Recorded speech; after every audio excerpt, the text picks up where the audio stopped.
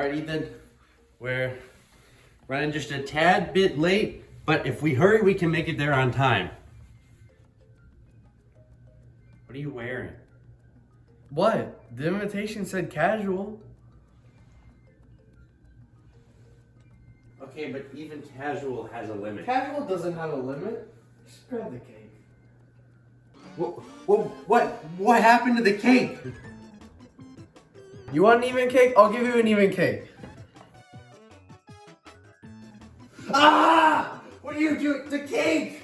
Ow! No, we don't even have time. We just gotta hurry. We're gonna go buy a new cake, and we're gonna do. Come on. Mario, what? We're gonna go cake though. Yeah.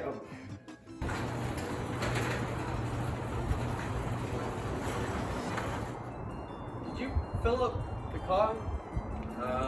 Yeah. I think so.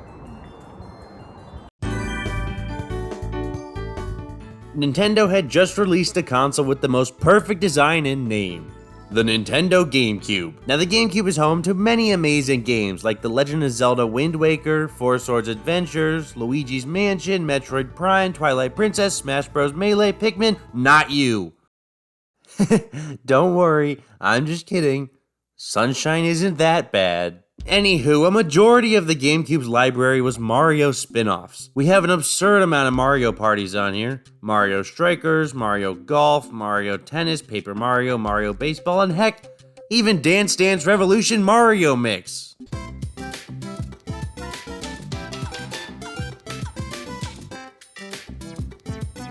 But here's the thing. You can't have a Nintendo console with so many Mario spin-off games without the king of Mario spin-offs. Welcome to Mario Kart.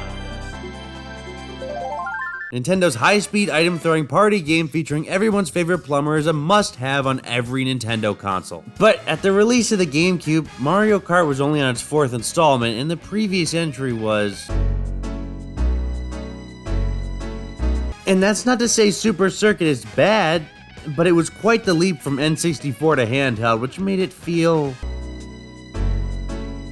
And I mean, as a video game, it was decent. As a Mario Kart, it was...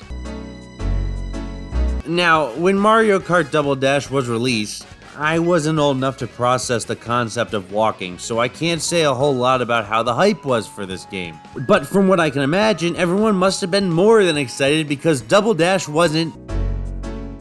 On November 7th, 2003, the impossible was made possible.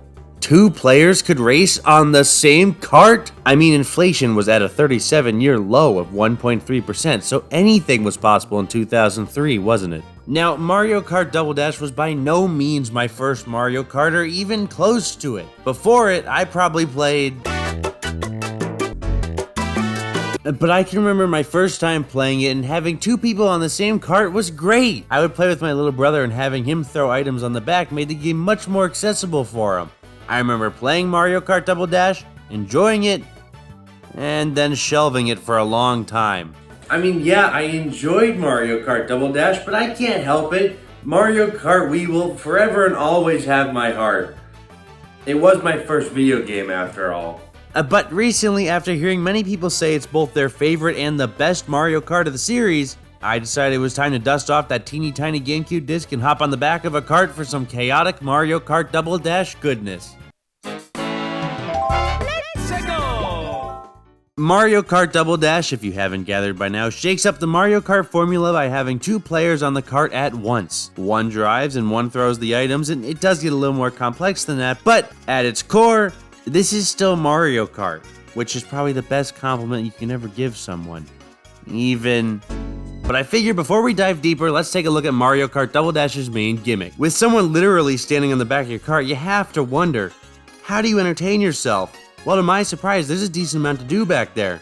Of course, there's throw items, but you can also taunt, which is just for fun. But if you and your teammate want to successfully drift, the player in the back must wiggle the joystick left and right for a nice little drift boost. If an opposing player gets too close for comfort, the player on the back has the ability to launch the car in a left or right direction to land a punch, resulting in the other cart to spin out. And if done correctly, you can even steal that player's items. Having the options between driving and sitting in the back makes Mario Kart Double Dash surprisingly more complex than the other Mario Karts. But that's nothing if you've got nothing to do. Mario Kart Double Dash has 2 modes. only when playing more than one player though. If you play single player, you only get one option. Anyway, it's got the usual racing and battle. Nothing out of the ordinary here, except battle has more than just balloon battle this time. We got Shine Thief and Bomb Blast. I'll take a brief look at the three of these. First up, you got Balloon Battle. It's exactly what you'd expected and what you want it to be. You've got 3 balloons and so do your opponents. So it's your job to pop theirs before they pop yours. There's 6 total battle maps with 2 unlockables. And the maps all work, it's just some of the maps work better for separate modes, which I'll touch on in a second. Next we have Shine Thief. Someone must grab the shine from Super Mario Sunshine, and whoever's holding it when the timer hits 0 wins. This one's a really fun one, I really enjoy this, and they brought it back in Mario Kart 8 Deluxe, but here's what I mean by some of the maps don't work for this. Luigi's Mansion is really big, so when you're playing only 2 players, it's near impossible to stop the other player because there's too many alternate routes here. But overall, on the other maps, it's a fun game mode. And finally, we have Bomb Blast. It's pretty self-explanatory. You can hold up to 10 bombs in total, and it's your goal to blow up the other players. Overall, battle mode's pretty fun, but there isn't any CPUs, which in multiplayer, that's typically not an issue.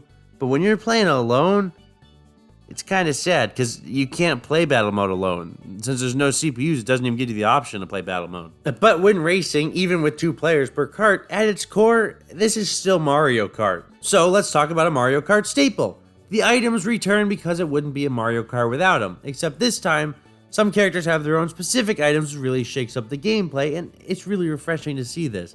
It'd be nice if they brought this back a couple times. Now, as for tracks, this one has some good ones, like Daisy Cruiser and Mushroom Bridge. And I know it was an older Mario Kart, but only having 16 tracks kind of feels wrong. For Mario Kart 64, I get this, but I think this game really could have benefited from like maybe 8 more tracks, if that. But at least each track feels like a whole new experience, unlike... But what's good tracks without good physics? Overall, Mario Kart Double Dash handles decent. Except for if you play anyone other than Toad and Toadette, expect to be driving on ice the entire time because these karts slide everywhere. Mario Kart Double Dash doesn't have the tight handling other Mario Karts have, and honestly, it kind of feels like you're driving with ice physics, and sure, you can get used to this, but honestly, it's kind of frustrating. Luckily for me, Toad and Toadette is my favorite duo, so they handle nicely. Now, as far as the looks go, the game is very pretty for 2003. All the locations, characters, and items look great. But if you look closely at a few things, you'll realize that back in the early 2000s, the Mushroom Kingdom went through what I call the strange era of Mario. By that, I mean the era where the characters were locked in, their designs haven't changed much since, but the locations and items... To best describe this, let's take a look at the mushroom. Yeah, you can tell it's a mushroom, but it doesn't have a definitive style yet. It was subject to change at any point. Not until 2006, of course, with the release of New Super Mario Bros. DS, but I'm getting off topic. In the end, Mario Kart Double Dash is a great game to play with friends. If you can get around the very slippery controls, grab a friend and hit the road together. I emphasize friend because, if I'm going to be honest, playing this game alone is awful. And I get it, Mario Kart isn't a single-player game, but a common issue with the first 4 Mario Karts was the lack of single-player content. There really wasn't anything to do but Grand Prix and time trials. Let me rephrase, there isn't anything to do but Grand Prix and time trials. But this issue wasn't fixed until Mario Kart DS. And that was the only notable thing about DS. But yeah, if you get a chance, I highly recommend playing with friends. If you can get up to 4 people to play with you too, you'll have one heck of a Mario Kart experience.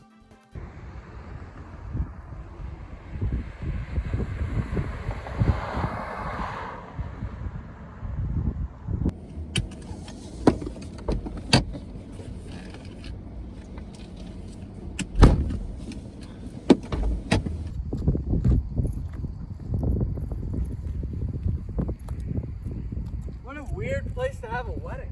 We didn't make it. I ran out of gas. What? I told you to fill up the car! Either way, if one of us pushes it, we should make it on time.